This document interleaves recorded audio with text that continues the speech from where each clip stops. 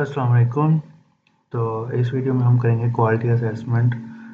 जो मैथडोलॉजी मैंने बताई थी कि हमने करनी होती है, उसका मैथडोलॉजी पैराग्राफ था, मैंने उस पर थोड़ा सा इंट्रोडक्शन दिया था। तो क्वालिटी असेसमेंट हम करते क्यों हैं? क्वालिटी असेसमेंट हम इसलिए करते हैं ताकि जो हम स्टडीज़ जो इंक्लूड कर रहे हैं अपने सिस्टमेटिक रिव्यू में या मेटा में, तो उस उनकी क्वालिटी कैसी है। मतलब वो ऐसी स्टडीज़ तो नहीं है कि बिल्कुल ही रफली वो काम किया गया और उस पे उसमें बहुत सारी बायस है। बायस का मतलब ये है कि उसकी मेथोडोलॉजी ठीक नहीं थी, या तो उसकी सिलेक्शन ऑफ पार्टिसिपेंट्स ठीक नहीं थी, या फिर कुछ भी था, रिजल्ट सही रिपोर्ट नहीं हुए। तो अगर हम ऐसी स्टडीज़ ले रहे हैं तो उनकी जब स्टडीज़ की एविडेंसेस ख़राब हैं, तो हमारे सिस्टमेटिक रिव्यू के एविडेंसेस कैसे ठीक हो सकते हैं। तो हम फिर ये बात अपने सिस्टमेटिक रिव्यू की लिमिटेशंस में लिखेंगे, एंड में लिमिटेशंस लिखनी होती हैं उसमें।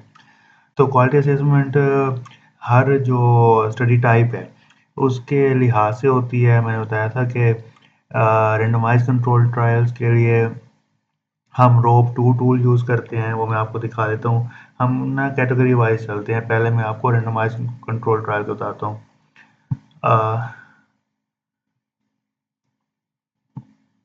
जो हमारा रेंडमाइज कंट्रोल ट्रायल है उसके लिए हम ये रोब 2 टूल यूज़ करते हैं।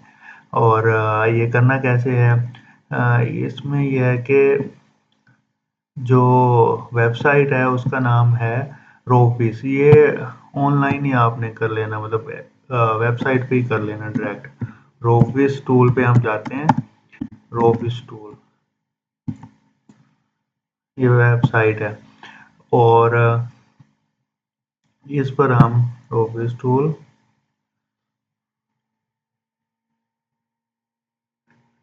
तो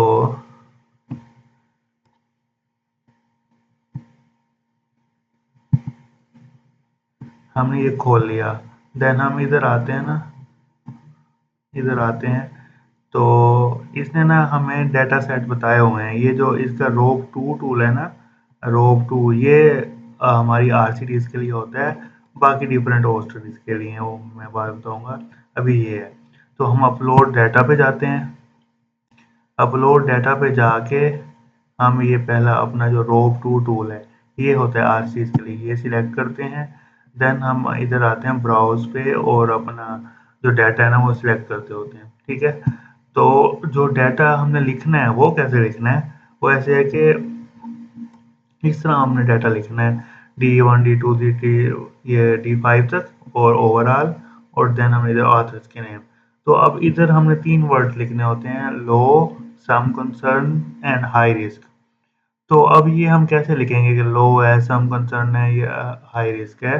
तो ये लिखने के लिए ना, ये जो हमने खोला देखो, मैं आपको रिपोर्ट,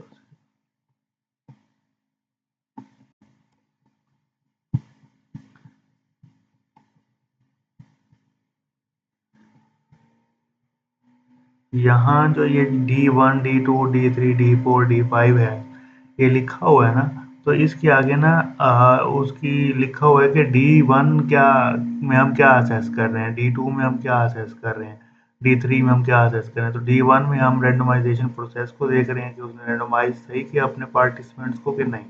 D2 में हम देख रहे हैं कि जो उसने इंटरवेंशन किया वो सही की है। D3 में हम देख रहे हैं कि आउटकम डाटा उसने सही लिखा है। D4 में हम देख रहे हैं कि मेजरमेंट ऑफ आउटकम उसने सही की है। D5 में हम देख रहे हैं कि जो उसने रिपोर्ट किया रिजल्ट वो सही सिलेक्ट करके किया या नहीं किया। तो हम इसके करने का तरीका तो यूँ होता है रियल में, तो कि हम किसी भी आर्टिकल, हम फॉर एग्जाम्पल मैं कोई आरसीटीज खोल लेता हूँ इसमें से, जैसे ये 34 है, हम ये खोल लेते हैं।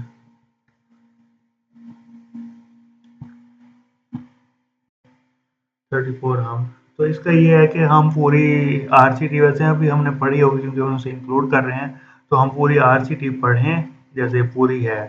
तो हम पढ़ें एंड देन देखें कि इसने वो जो 5-6 चीज़ें हैं वो किस हद तक मतलब वो करेक्ट हैं। तो फिर हम उसी लिहाज से बताएं कि ये लो बनता है या हमें कुछ कंसर्न्स हैं या हमें हाई का मतलब ये है कि इसने कोई गड़बड़ की हुई है आरसीटी जो भी हमने स्टडी इंक्लूड की जैसे हमने फॉर एग्जांपल ये स्टडी इंक्लूड की हुई है तो हमें पूरी स्टडी पढ़ेंगे एंड देन बताएंगे कि ये इसके जो D1 से D5 तक है ये सारे जो 5 चीज़ें थी जो मैंने आपको पिक्चर में बताई थी वो पूरी हैं कि नहीं है मतलब ये जो मैंने पिक्चर में आपको बताई थी 5 चीज़ें ये हमने असेस करनी है हर स्टडी को हमने खोलना है पढ़ना है उसकी ये 5 चीज़ें असेस करनी है और देन हमने आउटपुट लिखना है इधर कि लो है लो है लो है लो है जो दूसरी स्टडी थी उसमें जो रेंडमाइजेशन थी आर्टिकल उसमें मुझे कुछ सम कंसर्न से तो मैंने यहाँ सम कंसर्न लिखने बाकी सब कुछ लो था तो इसी तरह ना डिफरेंट लिखा हुआ है मैंने लेकिन अब ये तो बहुत लंबा काम हो जाएगा कि हम हर आर्टिकल पढ़ें एंड देन उसकी देन हम इधर लिखें कि हाँ इसकी D1 D2 D3 D4 D5 कैसी हैं लो हैं या सम कंसर्न हैं या हाई हैं तो इसका एक जुगाड़ तो हमेशा होता है पाकिस्तानी तो इसका जुगाड़ ये है कि आप ये D3 D4 D5 के जो ये 5 चीज़ें हैं ना ये यहाँ से ये जो 5 पॉइंट्स हैं ये 5 पॉइंट्स चैट जीपीटी को दें और पूरी आर्टिकल की पीडीएफ चैट जीपीटी में अपलोड करें और उसे कहें कि मुझे ये 5 पॉइंट्स ऐसे असेस करके दो कि इनमें ये लो है सम कंसर्न्स हैं या हाई है रिस्क तो हम चैट जीपीटी को कैसे कहेंगे ना चैट जीपीटी में मतलब हम चैट जीपीटी खोलें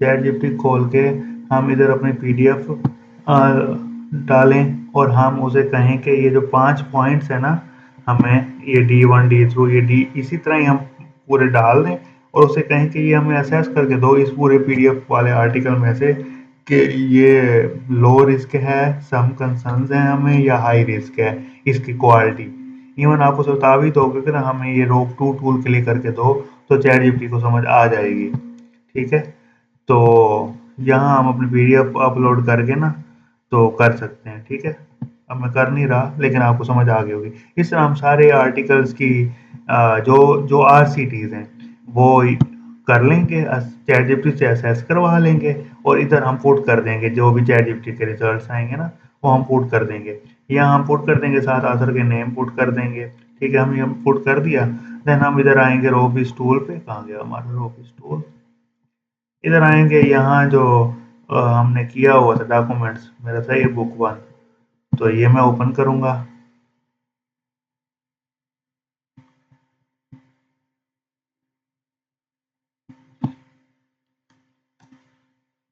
हो जा भाई एक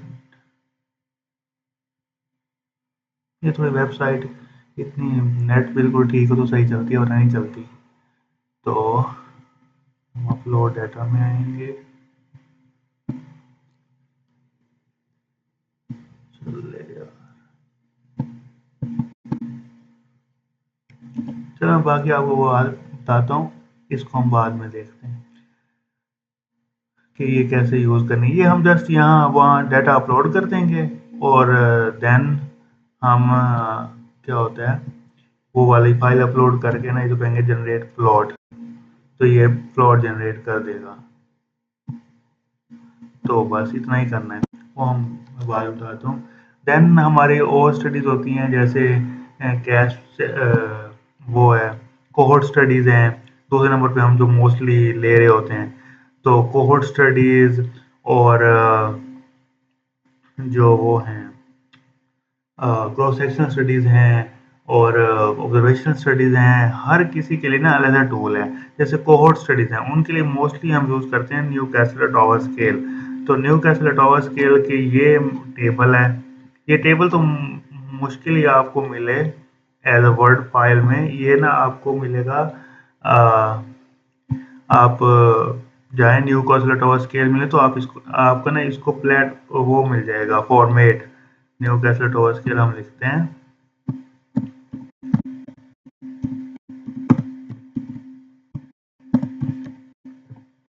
तो ये न्यू कैलकुलेटर स्केल का ना आपको वो मिल जाएगा बना हुआ ना ये जैसे ये एम एस वर्ड है ना तो ये मिल जाएगा आपको डाउनलोडेड। लेकिन ये जो है ना, ये इस तरह है, मतलब इस तरह है कि इसने ना सिलेक्शन है इसका पहला पॉइंट, देन कंपेरेटिबिलिटी है, देन इस तरह। हम इस तरह कैसे करें? आपको चाहिए टेबल बना हुआ है इसका, क्योंकि ताकि हम प्रेजेंट कर सकें।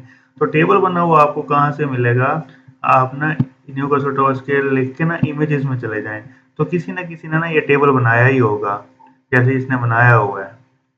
तो आप ये टेबल यहाँ से डाउनलोड कर लें, इसको वर्ड फाइल में कन्वर्ट करा लें, या इवन चैट जीपीटी से बनवा लें। और इसके ना नंबर्स होते हैं जैसे मैंने दिए हुए हैं ना, इवन आप मैं अपलोड कर लूँगा ये फाइल यूट्यूब के साथ ना। तो ये भी वैसे ही है। अब ये इसके कुछ क्वेश्चंस हैं ये, और हमने उनको ना नंबर देने होते हैं। अगर तो वो क्वेश्चन सही एड्रेस किया हुआ है हमारी कोहोर्ट स्टडी ने, देन हम कहेंगे वही है कि हम पहले आर्टिकल पढ़ेंगे, फिर देखेंगे कि उसमें ये पहले क्वेश्चन एड्रेस हुआ हुआ है नहीं हुआ हुआ है, मतलब रिप्रेजेंटेटिवनेस ठीक है कोहोर्ट की या नहीं है, selection of the non expose उसने की हुई है नहीं की हुई, एसर्टेनमेंट ऑफ द एक्सपोजर उसने किया हुआ है नहीं किया हुआ। तो हम ये सारे क्वेश्चन अगर अगर तो स्टडी में हुआ होगा तो हम वन लिख देंगे, वरना नहीं लिखेंगे। जैसे यहाँ है कंपेरेटिबिलिटी ऑफ द कोहोर्ट उसने की हुई है कि नहीं की हुई है, अगर नहीं की हुई तो हम एक नंबर दे देंगे या जीरो दे देंगे, वरना दो दे देंगे। तो इस तरह अब इसका भी वही तरीका है कि हम फाइल अपलोड करेंगे चैट जीपीटी में, और उसे ना हम ये पूरे 10 ये 9 क्वेश्चन है शायद या 8 हैं, ये क्वेश्चन उसे दे देंगे और हमें कहेंगे कि इसके ना अगर तो उसने किया हुआ है तो एक नंबर दे दें, वरना ज़ीरो दे दें। तो वो चैट जीपीटी हमें करके दे देगी, तो हम वो यहाँ पुट करते आएँगे। ये हमारी क्वालिटी असेसमेंट होती जाएगी जैसे मैंने की हुई है। ठीक है। तीसरा जो टूल है वो है कैश चेकलिस्ट। कैश चेकलिस्ट तो हर किसी के लिए यूज़ होता है। जब आपके दिन में कुछ ना आ रहा हो तो आप कैश चेकलिस्ट टूल यूज़ कर लो। अब मैंने खोला हुआ था ये कैश चेकलिस्ट। आप हर चीज़ के लिए है कैश चेकलिस्ट। तो मैं आपको दिखा देता हूँ इसके होम पे जाके। ये मैंने कैश चेकलिस्ट आप लिखेंगे तो आ जाएगी। अब ये ऑब्जर्वेशनल स्टडीज के लिए भी है, रेंडमाइज कंट्रोल ट्रायल के लिए भी है, इवन सिस्टमैटिक रिव्यू के लिए भी है, क्वांटिटेटिव स्टडी के लिए भी है, कोर्स स्टडीज के लिए भी है। हर किसी के लिए अलग चेकलिस्ट है ना। तो आप इसका भी यही तरीका है कि आप कैश चेकलिस्ट में जाके ये ऐसा प्लेटफॉर्म खोलेगा। अब ये तो हमें नहीं चाहिए, हमें तो चाहिए टेबल। या तो आप ये सारा कॉपी करके वहाँ डाल देंगे चैट जीपीटी में, उसे कहेंगे इसका ना टेबल बना दो। या फिर लोगों ने टेबल बनाए हुए हैं, आप आएंगे कैश चेकलिस्ट लिखेंगे, इमेजेस में आएंगे तो ये इसने बड़ा अच्छा टेबल बनाया हुआ है इसने। ये आपने टेबल खोल लिया, यही टेबल आप डाउनलोड करके या किसी तरह भी इसको, मतलब इसका स्क्रीनशॉट लेके चैट जीपीटी को कह देंगे कि मुझे ऐसा टेबल बना दो। टेबल बनवा के फिर वही काम आपने करना है कि अगर तो ये जैसे ये क्वेश्चन है, अगर तो ये वही आर्टिकल पढ़ेंगे, अगर तो ये सही हुआ मतलब एड्रेस किया हुआ आर्टिकल ने तो आप यस कर दोगे, अगर नहीं किया तो कॉन्ट टेल या नो कर दोगे। तो इस तरह आप नंबर रख लो जैसे इसने रखे हुए हैं। ये कहाँ गया? ये इसने रखा हुआ है कि अगर तो यस है तो 2 पॉइंट्स हैं, समवट है तो 1 पॉइंट है, अनक्लियर है तो 0 पॉइंट है। तो ये आप भी ऐसे ही यस, वाई, एस और यू कर सकते हो। एंड में आप अपना स्कोर भी। तो इसने अच्छा एक बनाया हुआ है ना अपना वो, क्या होता है, टेबल कैश चेकलिस्ट का। ये फिर हर किस्म की स्टडी के लिए, आरसीटी के लिए भी यूज हो सकता है ये टूल, कोर स्टडीज के लिए भी, ऑब्जर्वेशन स्टडीज के लिए भी, क्रॉस सेक्शंस के लिए भी, हर किसी के लिए, केस कंट्रोल के लिए भी, हर किस्म के लिए, diagnostic clinical prediction rule checklist, diagnostic study के लिए भी, हर किस्म की स्टडी के लिए ना ये तो यूज हो सकता है जब आपके दिन में कुछ ना हो। वरना हम यूजली रैंडमाइज कंट्रोल ट्रायल के लिए वही रोफिस tool, rope to tool use करते हैं, और न्यू कैसल स्केल हम यूज करते हैं उसके लिए कोहोर्ट स्टडीज के लिए। तो मैंने आपको बता दिया, यही यही कुछ है क्वालिटी असेसमेंट करना। तो हम क्वालिटी असेस करके देन हम अपने आर्टिकल में पेस्ट कर देते हैं, और थोड़ा सा इसके बारे में लिख भी देते हैं कि हमारे जो आर्टिकल्स हैं उनकी क्वालिटी असेसमेंट क्या आई है। ये रिजल्ट्स का पार्ट होता है। रिजल्ट्स में आप एक हेडिंग लिख के क्वालिटी असेसमेंट करते हो, ये फिगर डाल देते हो। एंड क्योंकि मेरी सारी आरसीटीज थी तो मैंने आरसीटीज का ही किया हुआ है, और यहाँ मैंने क्वालिटी असेसमेंट का पैराग्राफ भी लिख दिया, और ऊपर अब मैंने मेथडोलॉजी में मेंशन कर दिया कि मैंने आरसीटीज का जो वो है मैंने रोप टू टूल से किया, रैंडमाइज कंट्रोल ट्रायल का कोक्रेन रेज को बाय रोप टू टूल, यहाँ मेंशन नहीं हुआ, यहाँ कर देंगे मेंशन, ठीक है। तो ये क्वालिटी असेसमेंट ऐसे होती है। वो मैं आपको रोबिस का तरीका बता रहा था, वेबसाइट चल नहीं रही थी, एक मिनट। हाँ, यहाँ आए हम, यहाँ हमने रोप टू सिलेक्ट किया, ये भी वेबसाइट चल ही नहीं रही, पता नहीं क्या मसला है। तो हम वही जो मैंने ये बनाई थी बुक वन, तो ये मैं ओपन कर दूंगा। ये थोड़ा नेट का प्रॉब्लम है इसीलिए। तो